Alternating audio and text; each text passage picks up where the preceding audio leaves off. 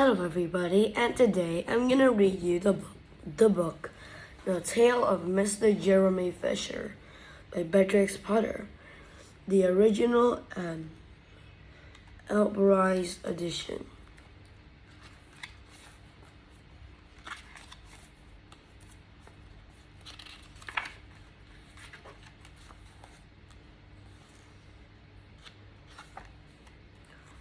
Once upon a time, there was a frog called Mr. Jeremy Fisher. He lived in a little damp house amongst the buttercups at the edge of a pond.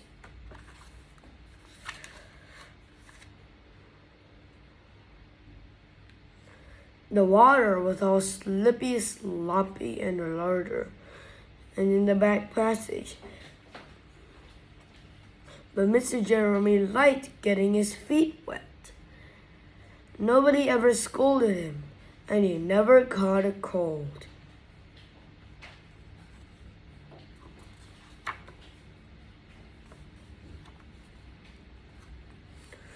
He was quite pleased when he looked out and saw large drops of rain splashing in the pond.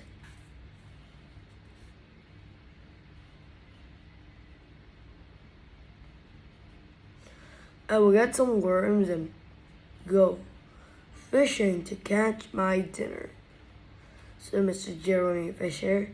If you catch more than 5 fish, I will invite my friends, Mr. Alderman Ptolemy, Tortoise, and Sir Isaac Newton. The alderman, however, eats salad.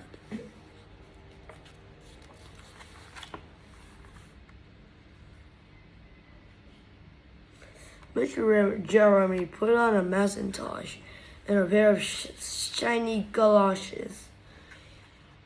He took his rod and basket and set off to the enormous house, to the place where he kept his boat.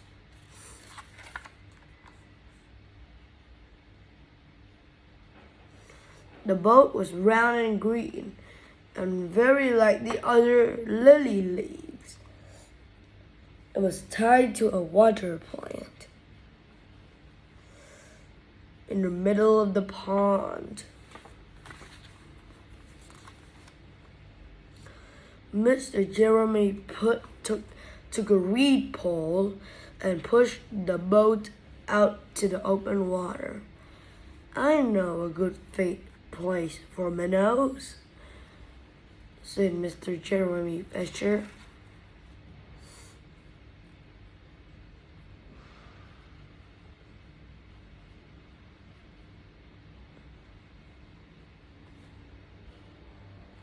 Mr. Jeremy stuck his pole into the mud and fastened the boat to it.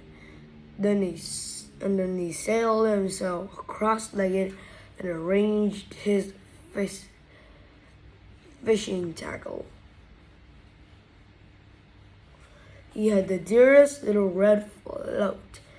His rod was a tough stock, and his line was fine long white horsehair, and he tied a little wriggling worm at the end.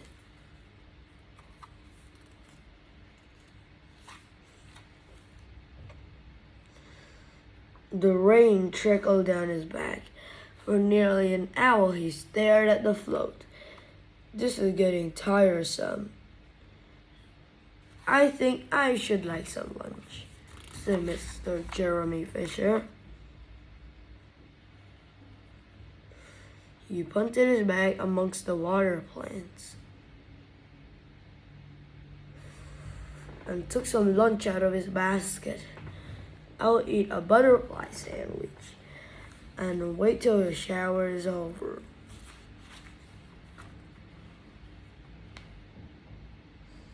A great big water beetle came underneath a lily leaf and tweaked the toe of one of his galoshes. Mr. Jeremy crossed his legs so short out of reach and went eating a sandwich.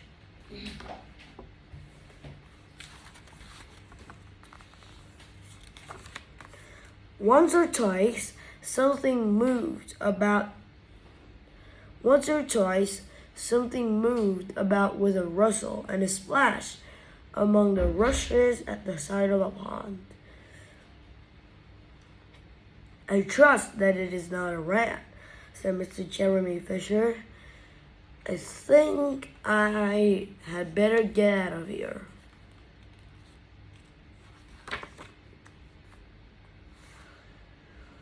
Mr. Jeremy shoved the boat out again a little way and then dropped in the bait. There was a bite almost directly, and the float gave a tremendous bobbing. "A minnow! A minnow! I have him by the nose!" cried Mr. Jeremy Fisher, chucking up the rod. But what a horrible surprise!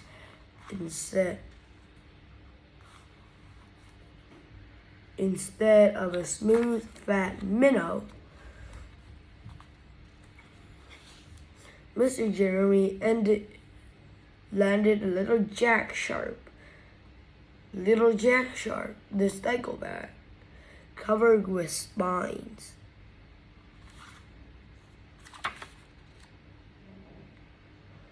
The stickleback floundered about the boat, creaking and snapping until he was quite out of breath. Then he jumped back into the water.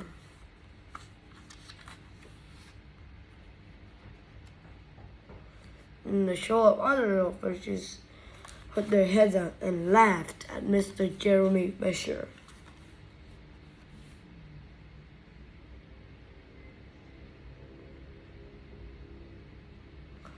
While Mr. Jeremy sat disconsolately on the edge of a boat, sucking his short fingers and peering down, a muck worse than what happened. A really frightful thing it would have happened.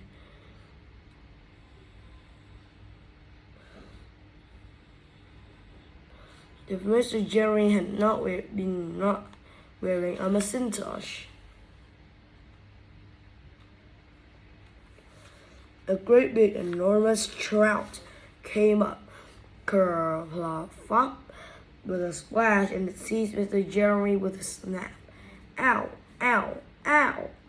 And it turned and dived down to the bottom of the pool. But the trout was so displeased with the taste of the Macintosh, then let's have a minute, it spat him out again. The only thing it swallowed was Mr. Jeremy's galoshes. Mr. Jeremy bounced up to the surface of water, like a cork, and bubbles out of soda. A water bottle. He swam with all his might to get to the edge of the pool. He scrambled on the first bank, and he came to. He hopped home across the meadow with his Macintosh all in tatters.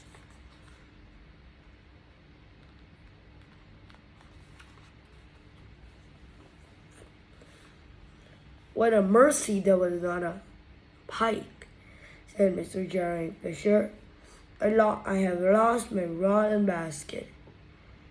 But it does not much matter. I should have never have dared to go fishing again.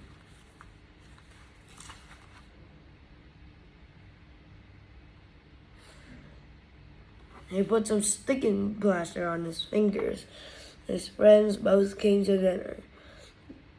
He could not offer them fish, but he had something else in his larder. Sir Isaac Newton wore a black and gold waistcoat,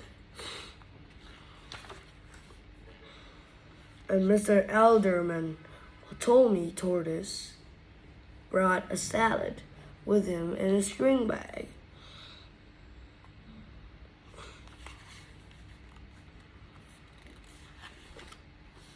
Instead of a nice dish of minnows, they had a roasted grasshopper with ladybird sauce, which frogs consider a beautiful treat. But I think it must have been nasty.